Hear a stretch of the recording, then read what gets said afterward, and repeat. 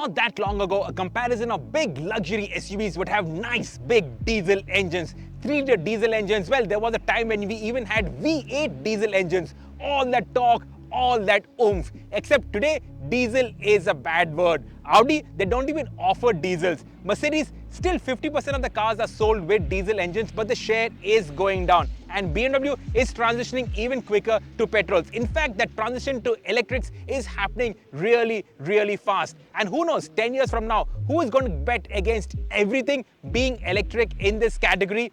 Does that make you sad? Let us know in the comments. And just to keep you happy, we got the Evo 100 kmph mystery box, which we'll be unboxing, and we'll be giving away 5 of these mystery boxes. So watch the video. We'll have a contest running in that.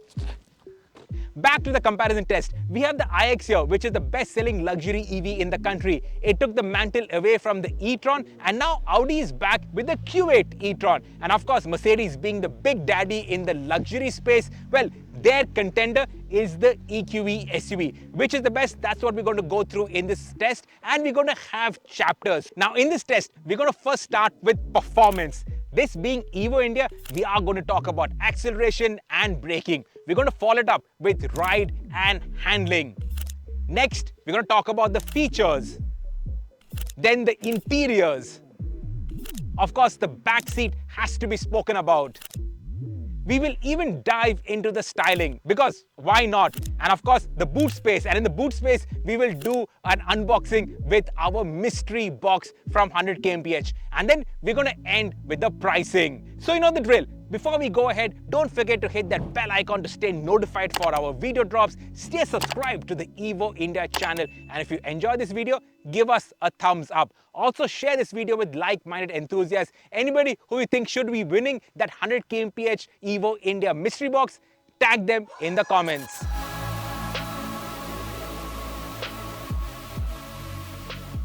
So we start our test with the performance testing. We start off in the Audi Q8 e-tron, because A for Apple, A for Audi. We start in alphabetical order. And this one has the largest battery pack, 114 kilowatt hour. It gives it the most power in this test, 402 bhp, tied with the Mercedes, and 660 Newton meters of torque, which is actually less than the Mercedes.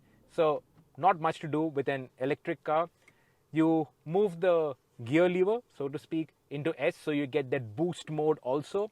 Drive select in dynamic. So now it's all primed.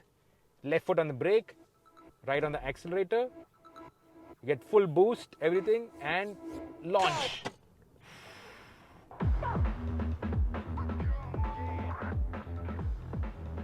Now with the Audi, you don't get that slug of torque that you do in the EQE.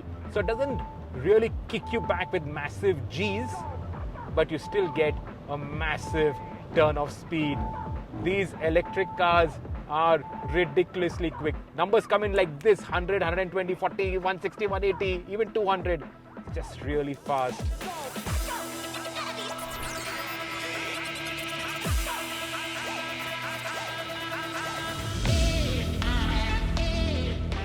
So the BMW iX, the smallest battery pack in this test, 321 bhp, 630 Newton meters of torque, my modes, sport. Let's go and launch.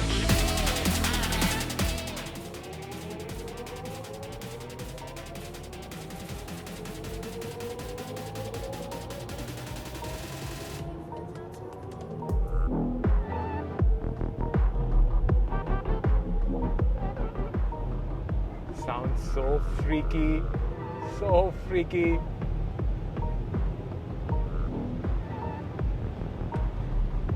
It is incredible.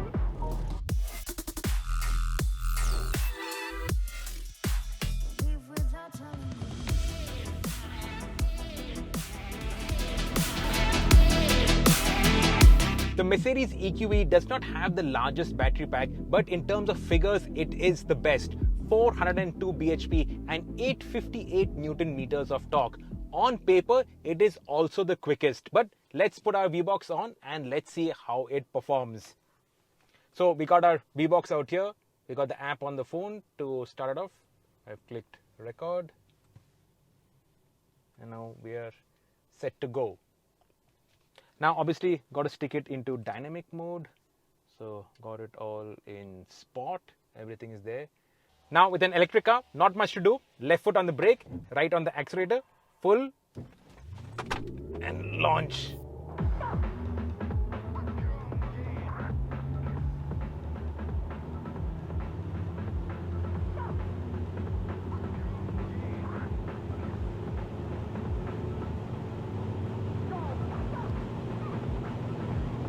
Electric cars are crazy fast.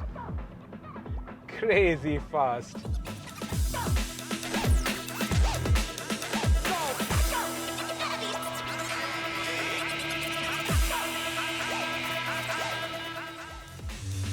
Yeah. Range is very important when we talk about electric cars. So here is a comparison, and here is a full chart with all the important figures. So let's start with the range. The Audi, it gives the most range, WLTP range of 600 kilometers. Next comes the Mercedes with 550 kilometers, and the BMW gets 425 kilometers. The battery pack sizes. The Audi has got the largest battery pack, 114 kilowatt hour. The BMW gets 76.6 kilowatt hour, and the Mercedes 90.6 kilowatt hour. Peak charging rate. Both the Audi and the Mercedes do it at 170 kilowatts, whereas the BMW does it at 150 kilowatts. 10 to 80% with the DC fast charger. The Audi takes 31 minutes, the Mercedes takes 30 minutes, and the BMW takes 40 minutes. Other important stuff that you should know about. Power, 402, 321 bhp. Torque, 664, 630, 858. So it's got the most amount of torque. 0 to 100 claim time, 5.6, 6.1, 4.9. Top speed, 200, 210. So clearly this is the fastest. And the battery warranty, 8 years for the Audi, 8 years for the BMW, and 10 years for the Mercedes.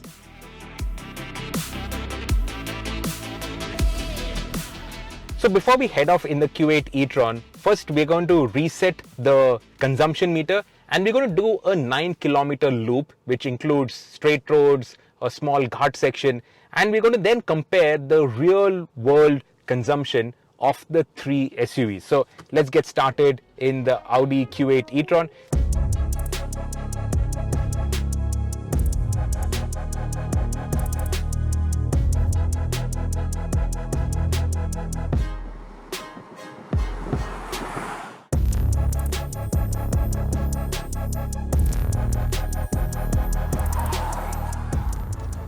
So that's our 9-kilometer loop completed, and the efficiency readout is showing 3.7 kilometers per kilowatt hour. Now let's see what kind of real world range on the same loop we get with the other electric SUVs. Now we have reset our trip meter for the BMW iX so that the efficiency readout will be the same as the other SUVs.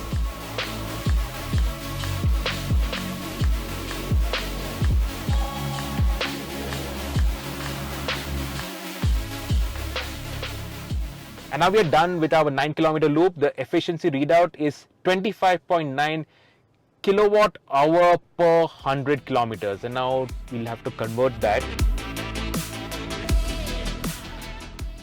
So we've reset our trip so that now the efficiency readout will be the same as the other SUVs.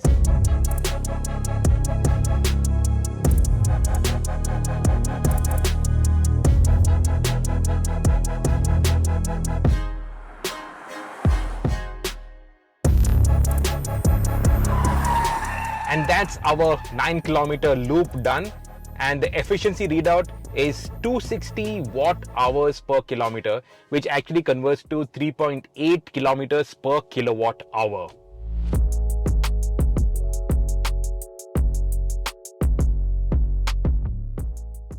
The Q8 e-tron is the facelift on the earlier e-tron. Now, when the e-tron did come out right at the start, that time it was the only electric Audi, but now there is the Q4 e-tron, there is the Q6 e-tron that's coming up, and that's why this gets the Q8 prefix. Now, this has nothing to do with the ICE Q8. There is a facelift on that is also coming early next year. So this has no relation to that. This sits on a bespoke platform, and compared to the earlier e-tron, what Audi have done is they've increased the battery capacity to 114 kilowatt hour. So this has the highest rated battery in this test. It delivers 402 bhp, which is on par with the EQE 500, but the EQE 500 has nearly 200 Newton meters more torque. But the Q8 e-tron importantly has 50 kilometers more range on the WLTP cycle. They've done that by packing in a little bit more cells within that same battery pack. They've also tweaked the software, they've added more coils in the electric motors, and all of that has resulted in more power, more enthusiasm. They've retuned the suspension, so the standard air suspension is a little firmer, and that reduces the lateral movement. The steering, importantly, has become better, and that has led to improved dynamic performance. So it's all incremental improvements, 10% here, 20% there, but overall it has really ramped up the driving experience of the e-tron.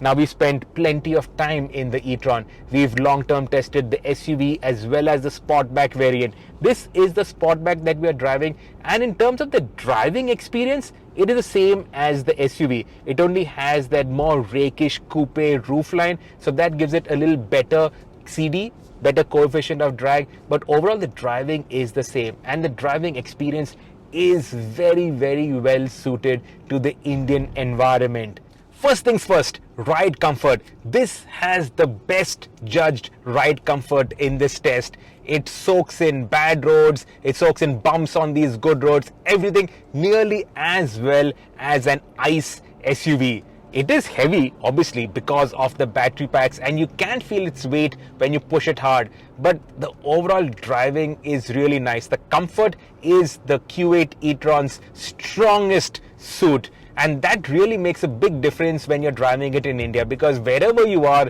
no matter what road, suddenly you'll find potholes, broken patches, and the Q8 e-tron, it really takes it in very well. If you want to do long distances in India in an electric car, obviously with stops for juicing it up, but that said, now with the Q8 e-tron, you can actually do Pune, Goa on one charge. We did that. Atish did this drive from Pune, from the Audi dealership in Pune to the Audi dealership in Goa on one single charge with the Q8 e-tron. So you can do it. The range has improved, and real world range has improved. Okay, where was I? Yeah, I was talking about the ride comfort. So because the ride comfort is good, because the suspension settings are so well judged to the Indian environment, you can do distances in the Q8 e-tron comfortably. You can use this as a daily driver. You can be chauffeur driven in a Q8 e-tron.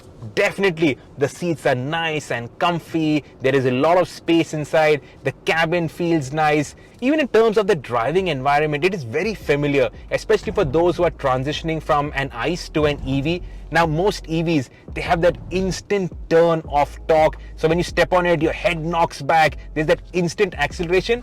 Whereas in the Q8 e-tron, it is a little bit more gentle. The revs, they build up virtually, so it's a gentle takeoff. It is quick. Make no mistake about it, it's even quicker than the BMW iX, though the EQE is a second quicker to 100 kmph.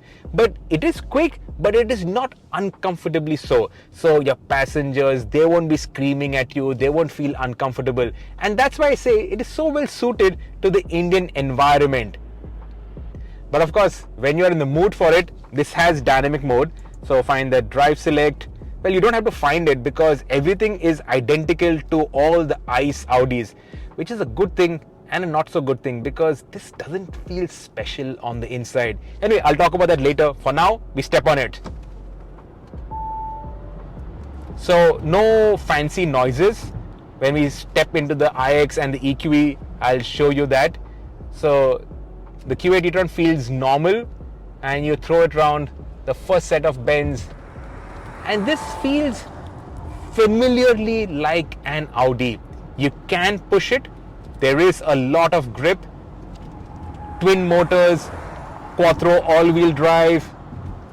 The steering, better weighting and better in terms of the responsiveness. and you can really gun it around corners. You can carry a lot of cornering speed. In fact, in dynamic mode, more torque is sent to the rear motor, so it feels slightly rear biased.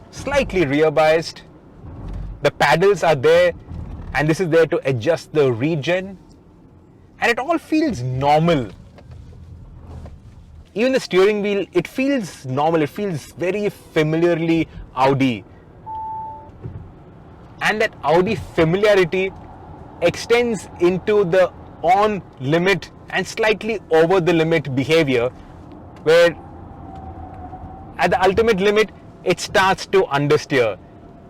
In fact, understeer sets in earlier in the Q8 e-tron than in the other two SUVs. So the iX and the EQE can carry a little bit more in terms of cornering speed. But you know what? The blend of ride and handling for India is better on the Q8 e-tron. This makes more sense in the Indian environment with our regular roads and conditions. This feels more usable and this feels more natural. But these interiors, man, honestly, there is nothing wrong with it. Okay, it's actually very nice in isolation, but when you look at the iX and then you look at the EQE and then you come to this and this 3-screen setup and all, it's like, you've seen this in so many Audis for so many years. This does not move the game on in terms of that wow factor. That's the only real drawback on the Q8 e-tron, and it's a very real drawback.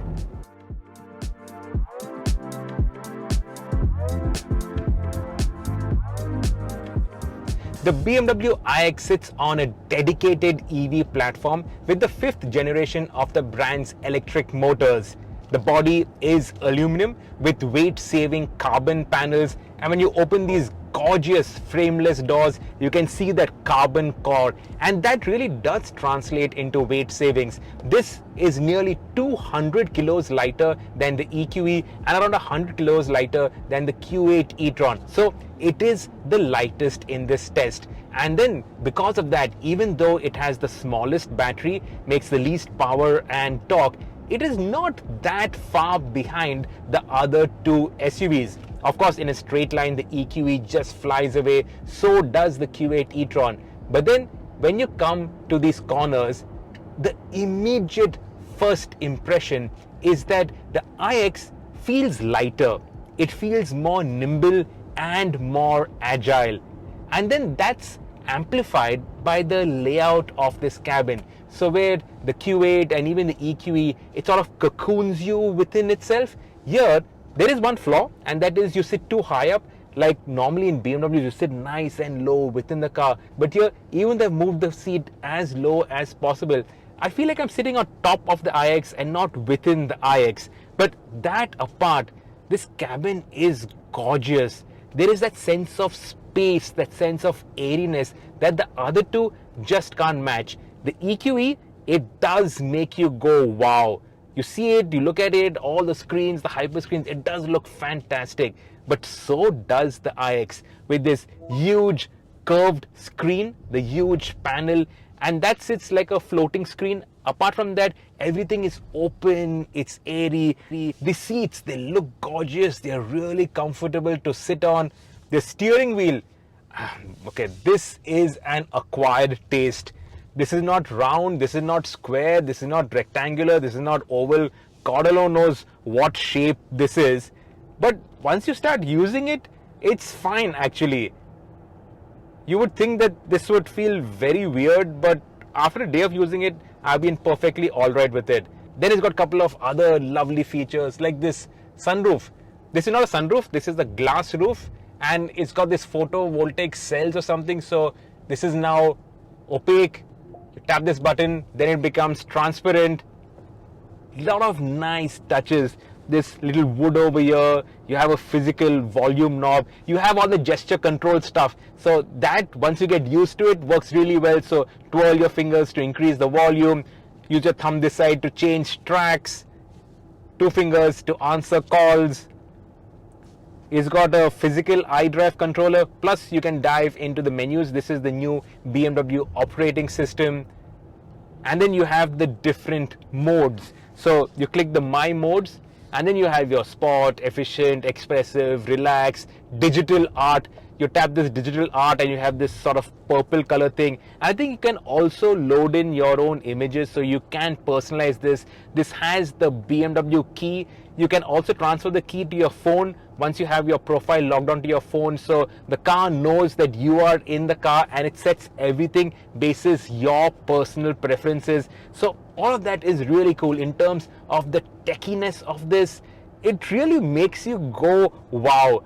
Only thing, it should have had a little bit more mood lighting, but overall this cabin, it sort of feels like you're sitting in your wide open balcony.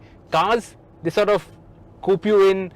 BMWs especially, they make you feel very sporty, all the controls are around you, but this is a completely different architecture. More spacious, more airy, more relaxing, to be honest. But of course, this is a BMW. The iX is the only one amongst these three that does not get air suspension. You can option air suspension at the dealer end, but as standard, it comes with steel springs. Now, in terms of the ground clearance, that's not a problem. In fact, the standard ground clearance of the iX is better than the EQE and the Q8 e-tron. But of course, those two can be raised, and you can get a little bit more ground clearance if you want to clear like really bad patches. But otherwise, in terms of daily usability, the ground clearance is fine. In terms of the ride comfort, the iX feels a little stiffer than the Q8 e-tron, but it's not as stiff as the EQE SUV, so it sits midway in that scale. Overall though, this is nice to drive. Once you get used to the odd steering wheel shape, and once you get used to this little higher set driving position, but otherwise this feels nice to drive, and this feels very different, and that is the key takeaway. This does not feel like any of the other BMWs. This does not feel like an X5 or an X7, for instance. This has its own unique character, which I really love and appreciate. This feels not like a replacement to an ICE, but a whole different vibe. A proper electric vibe.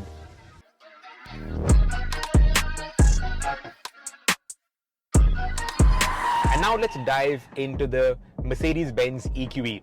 Now, Mercedes-Benz, they are obviously the leader in the luxury car segment, but they aren't the leader in EVs. But I have to point out that Mercedes were the first with a luxury EV. The EQC was the very first luxury EV in the country, and that suffered from one very big problem, and that was the ground clearance. It did not have air suspension, and it was very low. In fact, the first time that I drove it, I said that it has the performance of an AMG and also the ground clearance of an AMG. The EQE SUV, that sorts it out. So this has proper ground clearance, plus it gets air suspension as standard. So if you see a horrible speed breaker or some really bad patches of the road, you can raise the suspension and you can clear it like any other SUV, like the GLE SUV, for instance. So with the air suspension, the big flaw with the earlier electric Mercedes, the EQC, is completely sorted out. And the other benefit of the air suspension is much better ride comfort. So this goes over bad roads or even normal roads much better than what we are used to with the earlier Mercedes SUV. But this is still a bit stiffer than the other two EVs, and it is stiffer than the BMW iX, which right now gets only steel springs. You can option air suspension on the iX. The one that we are driving is on steel springs, but the EQE SUV feels a bit firmer than the iX. The Audi obviously has got really good ride comfort. That is the best in this category. So with the EQE SUV, you can feel a little bit of pitter-patter. It feels firm, and especially in the city, that's where the differences are highlighted even more. In terms of the driving, well, this driving environment is phenomenal. that massive hyper screen in front of you, all this lovely touches that Mercedes does really well, the steering wheel festooned with all these touch controls. Of course, sometimes your palm tends to touch these buttons out here and things start to change, so the display changes and something else changes on the infotainment. But overall, the way this is put together, the features, the quality, these knurled buttons for the seat adjuster, the Burmester sound system, it all feels really, really nice. The iX, you sit sort of on top of the car, but here, put the seat nice and low, really nice driving position.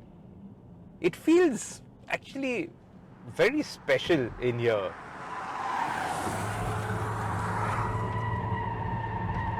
Oh, immense grip, immense grip. You can hear the tires squealing and fighting for traction. There's not much in the way of body roll. I've put it into sport mode now, and the body control is really good. Not much lean, terrific amount of bite. The steering also, it weights up, and that gives you more confidence to chuck it around corners, and it really pulls. Whew. You don't get much playfulness, I have to be honest with you about that. This does have twin motors, but it doesn't feel like it's a little more playful on the rear axle. But otherwise, the way this corners, the way it really attacks and fires around corners is deeply impressive. So all that weight, low down, the stiff suspension, it really pays dividends when you're going around corners. Grip, there is plenty of it. Really awesome amount of grip. Of course, there's not much in the way of feel and feedback. That is a problem with all electric cars, and the lack of noise. Obviously, it doesn't really light your fires, but in the way it goes around corners, man, this pulls some immense G's. In fact, we can probably check out the G's out here in the settings. Go to sport. Yep. We'll also stick it in dynamic mode. So that's sport mode out here. And then when you step on it,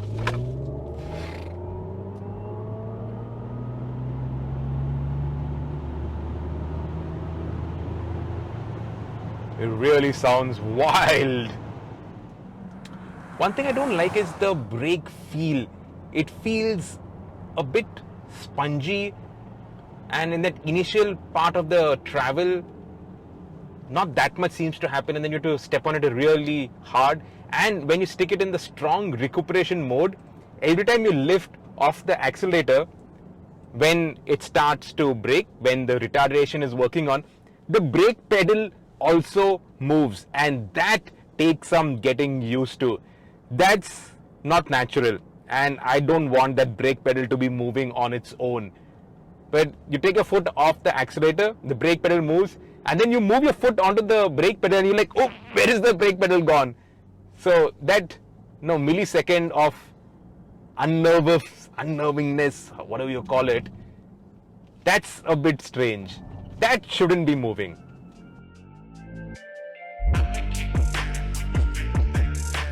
The Q8 e-tron is great for those transitioning from an ICE to an EV because everything seems very normal. There is no relearning the ropes, nothing like that. You just jump in and you drive like you would any other ICE SUV. But that could also be a downside for the Q8 e-tron because the interiors, even though the quality, the way it is put together, operating it, all of that is perfect, doesn't feel as special. The layout of the clusters and the screens are the same as all the other Audis. So you get a 12.3-inch virtual cockpit, 10.1-inch infotainment screen, and an 8.6-inch third screen, which is used for your climate control. This is the same. This doesn't really feel all that special. So that is the big drawback. Plus, wired CarPlay. no wireless CarPlay. That is a big drawback. I don't know why they haven't been able to activate it. But aside from that, the finish, the quality, the materials used, they really are first class. Obviously, you have that big sunroof.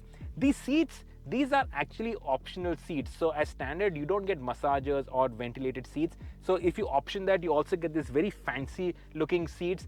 That will cost you. It'll cost you around 7.3 lakh rupees. So it's an expensive option, but it does feel very nice and the massagers work very well. What do you think of the Q8 e-tron's interiors? Should it be a little bit more futuristic in keeping with the, well, exterior styling, or the fact that this is an EV and it is pointing towards the future? Let us know in the comments. So rear knee room on the Q8 e-tron, 710, 772. So 720 mm. That makes this the most spacious amongst the three. And the back of the Q8 e-tron, you sit very high up, and that has a positive as well as a negative. In terms of the negative, because you're sitting high up, you don't have much extra headroom. It is just about adequate. Obviously, because this is also the Sportback, so that's why the headroom is lower. With the regular SUV, you get a little bit more in terms of headroom, but it is just about adequate. The plus side is that you get under thigh support, which you don't get in the other electric SUVs. You can tuck in your feet under the front seat, so it is actually supportive. The seat back angle is okay. The IX is slightly more reclined, so slightly more comfortable, but it is fine. You get good space in terms of the shoulder room. You get cup holders in your center armrest. You also get a sun blind. Though the panoramic sunroof, it doesn't come all the way to the rear. So the rear seat does feel a little cooped in, especially with the all black. But overall, this feels like a regular SUV, except for the fact that it's sitting a little bit further up. And in terms of the knee room, this actually is the best in this class. This is the most spacious amongst all the three luxury electric SUVs. As radical as the exteriors are, so too are the interiors. But while the exteriors are polarizing, the interiors look absolutely gorgeous. I don't think anybody would really complain about the design. I really like it. So taking pride of place is the curved screen. This incorporates two screens, a 14.9-inch screen for the driver, the virtual cockpit, and 12.3 inches for the infotainment. You connect your phone wirelessly, obviously, and the display, especially for Google Maps on wireless CarPlay, is so wide and it is almost edge to edge on the screen. It looks really good, works really well. You get the new BMW OS, which has got these widgets. Again, easy to use, easy to navigate through the different menus, and there is so much of functionality in this. I've been using this for now 3 weeks. This is my current long-termer, and every time I step into the car, there is something new to discover on this. For instance, I just found out that on the different modes that you have, so you press this My Modes thing, here you get like the sport mode. So it not only enhances the driving experience, it changes everything to this red theme. But what I recently discovered was, if you click the relax theme, the seat massagers turn on. It pipes in this relaxing kind of music to put you in a calmer frame of mind. And that is the entire theme of the design of the interiors. So whereas all BMWs are more enveloping, very driver focused, this is more open, more airy. So everything is low down. Here you would normally find a center console. Obviously you have a flat floor with all electric cars, but rather than fill this up, they've opened it up. So again, it adds to that sense of spaciousness.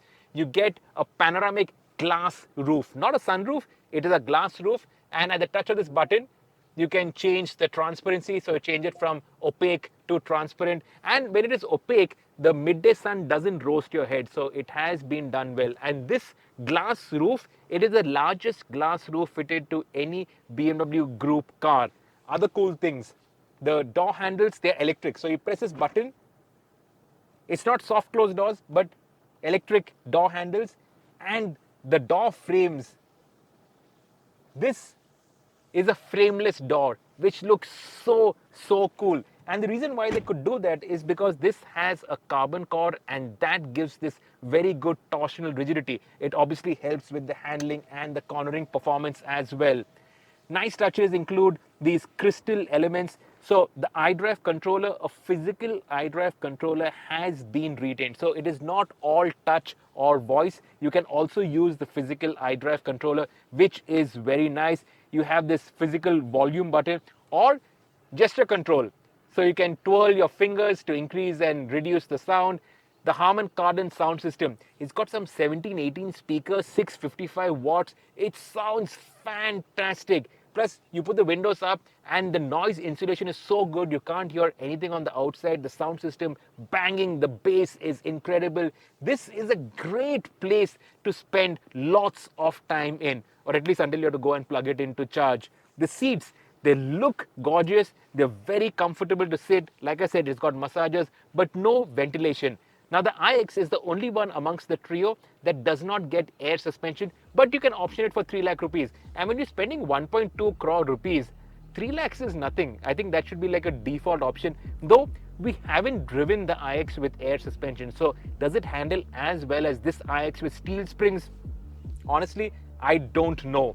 Now I must also point out there's a lot of sustainability in the iX. So see the sign out here? That's the sign for vegan leather. So this is all vegan leather. Plus BMW controls the entire supply chain for all the rare earth materials and all that is used in the batteries. So they make sure that everything is ethically mined and it is all sustainable and all of that. So if you are a fan of that topic, you definitely should check out the BMW. And now I'm going to go jump in at the back and check out the rear seats. So we are also being scientific about this and measuring the rear seat space, the knee space, and that is 71 centimeters. So 710 mm rear knee room.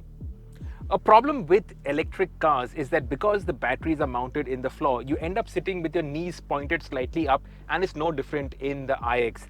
If you can see, my under thigh support is not as generous as it would be with, say, the X5, but apart from that, there is plenty of space. So there is space for me to tuck in my toes under the front seat, and this front seat is adjusted to my driving position. There is plenty of free knee room, plenty of headroom as well. The seats feel really comfortable, feel very high quality, and the seat fabric, actually the vegan leather, it extends to the side. So you're not going to rest your back over there, but you rest the back of your hand out there, and it feels very plush and luxurious.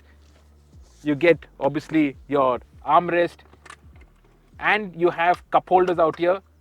Another car in this test does not have cup holders out there, so this is a good touch. And you have your flat floor, so you can actually seat 3 people out here comfortably. You also have a USB-C charging socket in the back of the seat, and you have your package where you can plug in your rear seat entertainment. It is obviously a cost option, but there is a provision for it. Overall, the backseat of the iX is far better than I expected, and because of the general design of the dash and the interiors, it doesn't feel claustrophobic at the back. It actually feels spacious, and it has got that expansiveness that you don't get on the other electric SUVs out here, surprisingly, but it is a fact that this feels more airy than the other SUVs out here. There's no question about it. The 56-inch hyperscreen on the EQE SUV will blow you away. This is a hyper buying point of the EQE SUV. Plus, with all that ambient lighting, 64 color ambient lighting, you can adjust it in a million different ways. You can also have disco lights all flashing over here.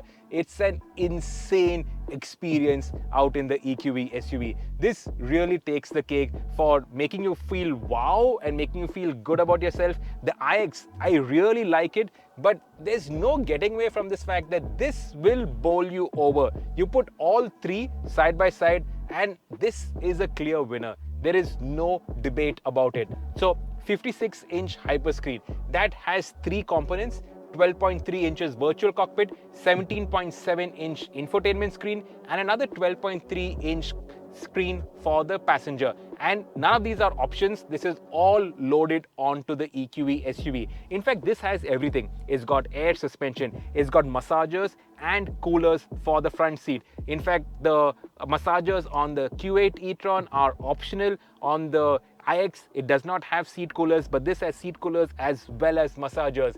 It's got a massive panoramic sunroof. Obviously, everything else has it, but this is a sunroof, so you can open it, which you should not, especially if you have kids, you should not do that. The Burmester sound system, 15 speakers, but it puts out the maximum output, 710 watts, and it is ear-bleedingly good. The steering wheel, it looks gorgeous. It is familiar from the other Mercs. And even though your palms might rub against some of the controls, but overall use case, it is very good. It has level 2 ADAS. Now, one irritant about that is that every morning, especially if you're driving in the city, you have to make sure you switch it off, because in the city with all the bikes coming from all over, you can't run it with the ADAS on. But when you take it out onto the highway, the level 2 ADAS definitely works to your advantage. And this is clearly a plus point on the EQE SUV. Plus, you get 9 airbags compared to 8 on the Q8 e-tron and 6 on the iX. You get this lovely wooden kind of finish out here with the Merc stars. You have this fingerprint reader, so you tap your finger out here and all your profile gets stored and gets activated on the EQE. The iX has a similar kind of thing with the digital key, but this is like a nice cool touch to it. The finish, the materials used, the quality, the way you can change the layout of the screens, the displays, everything is, man, it's fantastic. Plus, this has a HEPA air filter, a air purifier, which again is great in our Indian conditions and environment. What do I say? I love it. The seats also feel so comfortable. They envelop you well. They hold you well. You have this big screen over here, but you have a lot of space underneath it for knickknacks. This is too good. Really, really nice. So the EQE SUV has got the longest wheelbase in the category, but in terms of the rear knee room, it's got 69 centimeters, so 690 mm of rear knee room. That's 20 mm short on the iX. As with the other electrics, you sit a little knees up in the EQE SUV, but it's not as exaggerated as in the iX. So you have a decent amount of under-thigh storage, though I would have preferred larger seats to give you better under-thigh support. Now, the seat back angle is a bit too upright. I would have preferred slightly more recline, like on the iX. That is more comfortable than the EQE SUV. You get an armrest, but no cup holders out here. You can only slot in, I think, your mobile phone, and it will only fit in if it does not have a cover, a case. So limited use on this. You get your twin USB-C ports over here, your climate control. Overall, this doesn't feel as airy as the iX. You obviously have enough space. You have enough knee room, enough headroom, your toes tuck in under the front seat. But I think the all black theme makes it feel a little closed in. You can also option your EQE SUV with the white interior theme, which looks gorgeous. But in India, white interiors, it'll get filthy over time. The sunroof is not like one big panoramic sunroof, because it's got this panel out here, so that cuts it into two halves, and that kind of reduces the airiness of the cabin. So overall, the iX actually scores slightly more than the EQE on rear seat comfort. But again, the quality of the stuff, this knurled finish on the grab handle, the grille cover for the Burmester speakers, all of it is very high quality, very premium. It all feels very expensive. This is an expensive car, but it looks and feels worth the price. e-tron to Q8 e-tron, you get these new headlamps, you get a light bar stretching across the width of the grille, you get these flat 2D Audi rings. This black gloss that you see on the nose and also at the bottom of the bumper, that is an option. It costs 2.2 lakh rupees. And speaking about options, the LED matrix headlamps, that is some 6.7 lakh rupees. Now, what is not optional, what is standard on the Q8 e-tron are these charging sockets on both sides of the SUV, which is a very convenient feature. And this being the Sportback, you get this nice SUV coupe roofline, which looks really, really cool. In fact, on the outside, this really is the most attractive looking amongst all the three SUVs out here. Standard wheel sizes, 20 inches, and the ground clearance, it can go up all the way to 226 mm, the most in this test with the standard air suspension. So those kidney grills have been the subject of massive online debate. But to be honest, the more you look at it, the more it grows on you. Now, I know you're going to shoot me in the comments for saying that I like BMW's massive elongated kidney grills. And it's not even two kidneys anymore. It is just one massively stretched out and widened kidney. But the more you look at it, the more it grows on you. And one thing's for sure, the iX is unmissable. You won't mistake this for anything else in the world. It just looks, I don't know, super cool, super aggressive, super polarizing. I don't know what, but everybody will be talking about it. If you buy an iX, everybody who sees your car will be talking about it. And I guess that is job done. Over in profile, it obviously gets a little bit saner, more conventional, but this nose and the bonnet, it doesn't open.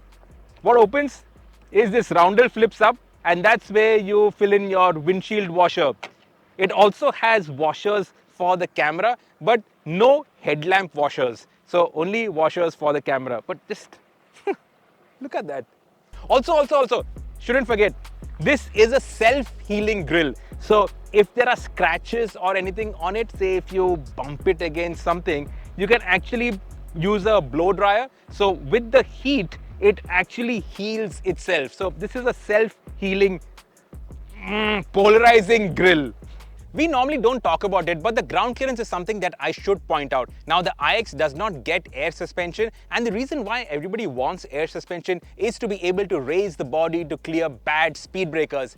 But the iX has very good ground clearance as standard. So as standard on the steel springs, it has a ground clearance of 202 mm, which is more than the standard ride height of the Q8 e-tron as well as the EQE SUV. In fact, the EQE SUV, when you raise the air suspension, it goes up to 204 mm. But ground clearance on this, the iX on the steel springs standard is still 202 mm. So it doesn't touch anywhere. Plus, the iX also gets 21-inch wheels, whereas the others run on 20 inches. On the ground clearance front, no worries with the iX.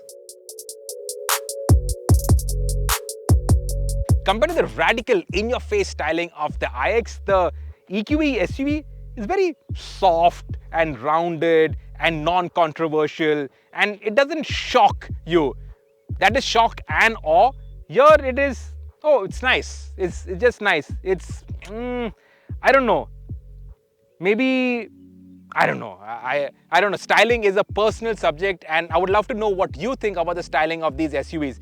This is flush and smooth, and this is the new EQ design language in a more SUV form. In fact, in profile, it gives off a bit of station wagon vibes, but because it's got this full length lighting, even front and back, it does look really nice in the dark. But overall, I think it's nice, but it doesn't really wow me in the way that the iX does, in the way that the e-tron, especially with the SUV coupe roofline, it really makes you go, wow, this is nice. The Airmatic suspension on the EQE SUV raises the body from 174 mm, which is the standard running height, all the way up to 204 mm. Now the suspension has been raised, so it's got 204 mm of ground clearance. So if you have speed breakers or bad patches of road on your way to work or back home, don't worry, the EQE SUV is not going to touch anywhere. As standard, it's got 20-inch wheels, and it also has these running boards. So if you have elderly parents and who struggle to get into the car, the running board will come in handy. Let's do more practicality. BMW boot, that's 500 liters, and you get a spare wheel in there. The Merc EQE, this has got a slightly larger boot, 520 liters, and a space saver mounted in there. And the Q8 e-tron, even though this is the Sportback, has got the largest boot at 528 liters. And if you opt for the Q8 e-tron with the regular SUV shape, that gives you 569 liters. And inside, we've got the 100 kmph Evo India mystery box. And now let's unbox this. Yeah. So in that, we have t-shirts, we have more t-shirts, we have posters, we have the magazine, we have lots of stickers, we even have keychains. So to win all of this, Let us know which amongst these three SUVs will be your pick and why. The most interesting answers, the answers that make up stand up and take notice, win it. So 5 of these 100 kmph Evo India mystery boxes are up for grabs. Let us know in the comments which amongst these three will be your pick. And now the verdict, and this is a really difficult verdict. Now, we haven't parked the cars in the order of which is winning or otherwise. They're parked A, B and Mercedes, so alphabetically. But I'm going to start with the Audi. Now, the updates to the e-tron that have made it the Q8 e-tron have made it a nicer electric SUV. And I'll not hide the fact that we are big fans of the Audi e-tron. In fact, the Q8 e-tron, that still sets the benchmark in terms of the balance between ride and handling. The ride comfort is really good, the handling is good, and to drive, it just feels normal. It doesn't require you to go and learn a whole new book, not only in terms of driving, but in terms of operating the SUV as well. So it is the most logical SUV amongst this lot. And with this red and the black styling pack and the Sportback body shape, I think it looks the most striking in this test. But of course, styling is personal and I'll leave that to you to decide. So overall, the Audi Q8 e-tron makes the most sense. But there are 2 caveats to it. The first is the interiors. Okay, it doesn't require you to relearn a book, but it also feels way too normal. And cars, SUVs, bikes, these are all emotional subjects. The interiors of the Q8, they just don't make you go wow in the same way that the iX and the EQE does. And the second is pricing. With all the options that this test car is loaded with and which brings the equipment levels on par with, say, the EQE, this is more expensive than the EQE. Fully loaded, the Audi Q8 e-tron Sportback is the most expensive in this test. On the other hand, the BMW iX is the most affordable, 19 lakhs cheaper than the EQE. Now I know when you're talking about crore plus cars, 20 lakhs doesn't make that much of a difference, but it's still a significant saving. Of course, it doesn't have the same range, it doesn't have the same performance, but real world, it's on par with these others. And to drive, it really is special. The interiors are also really special. And personally, I quite like the styling of that. Don't shoot me. I'm not a big fan of kidney grills, but just looking at it, the more I look at it, the more I like it. Which brings me to the Mercedes EQE. Now, to my eye, that isn't the best looking in this test, but those interiors, the way the interiors are put together, the equipment on it, it is just so desirable. There's no way you can overlook the EQE. Even though on paper, it is the most expensive in this test, but it gets so many features that actually it proves to be good value for money, relatively speaking. There is only one caveat against the EQE, and that is its ride comfort. It is the stiffest in this test, and if you're going to be chauffeur driven in, the seat back at the back is a little too upright, so it's not the best to be chauffeured in. But overall, the EQE actually makes the most sense, and it is the most desirable in this test.